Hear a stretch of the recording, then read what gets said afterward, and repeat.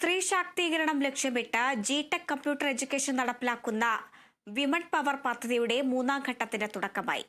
Rotary international 3204 സഹകരണത്തോടെ നടപ്പാക്കുന്ന പദ്ധതി മന്ത്രി P.A. മുഹമ്മദ് റിയാസ് ഉദ്ഘാടനം ചെയ്തു. 1002 വനിതകൾ സൗജന്യ പഠനവും തൊഴിലും നൽകുന്നതാണ് പദ്ധതി. 35 വയസ്സുവരെയുള്ള 1002 വനിതകൾക്കാണ് മൂന്നാം ഘട്ട പദ്ധതിയുടെ ഭാഗമായി ജി.ടെക് പരിശീലനം നൽകുന്നത്. വനിതാ ദിനം മുതലാണ് ജി.ടെക്കിന്റെ ഇന്ത്യയിലെ സെന്ററുകളിൽ ക്ലാസ് തുടങ്ങുന്നത്. പരിശീലനം പൂർത്തിയാക്കി 6 മാസത്തിനകം ഇവർക്ക് തൊഴിൽ ഉറപ്പാക്കുന്നുണ്ട്. 2023 1000 വനിതകൾക്കും 2024 1001 വനിതകൾക്കും വിമൻ പവർ പദ്ധതിയിലൂടെ ജി.ടെക് പരിശീലനം നൽകി തൊഴിൽ ലഭ്യമാക്കിയിട്ടുണ്ട്. സ്ത്രീ ശാക്തീകരണത്തിന് ഊർജം പകരുന്ന മാതൃകാപരമായ പദ്ധതിയാണിതെന്ന് മന്ത്രി P.A. മുഹമ്മദ് റിയാസ് പറഞ്ഞു. വളരെ മാതൃകാപരമായ ഒരു പദ്ധതിയാണ്.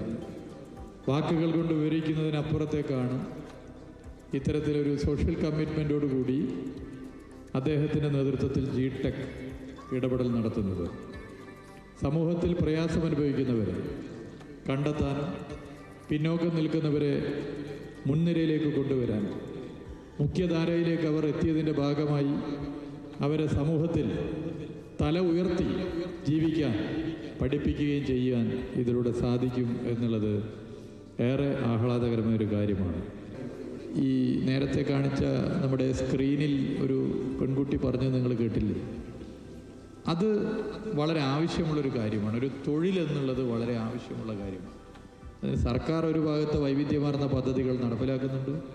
അത്തരം പദ്ധതികൾക്ക് സഹായകരമാകുന്ന ഒരു കാര്യം കൂടിയാണ് ഇവിടെ ജി.ടെക് നടപ്പിലാക്കുന്നത്. വരും വർഷങ്ങളിലും പദ്ധതി കൂടുതൽ പേർക്ക് ഗുണപ്രദമാകുന്ന രീതിയിൽ നടപ്പാക്കുമെന്ന് G Tec chairman and managing director Mahroof Manalody പറഞ്ഞു. ഫസ്റ്റ് ടൈം ഇത്രയധികം ഡിവൈസുകൾ ഇന്ത്യയിൽ നമ്മൾ ഇമ്പോർട്ട് ചെയ്തിട്ടുള്ളത്. ഇതിൽ ഫുള്ളി ജി.ടെക്കിൻ്റെ ലാബും ജി.ടെക്കിൻ്റെ ഫീച്ചേഴ്സും ഒക്കെയാണുള്ളത്. പദ്ധതിയിൽ ചേരാൻ ആഗ്രഹിക്കുന്ന 35 വയസ്സിൽ താഴെയുള്ള വനിതകൾക്ക് ജി.ടെക് സെന്റർ വഴി നേരിട്ടോ ഓൺലൈനായോ അപേക്ഷിക്കാം.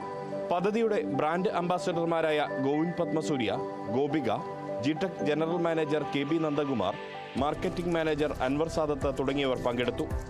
Kerala vision news, Kozhikode.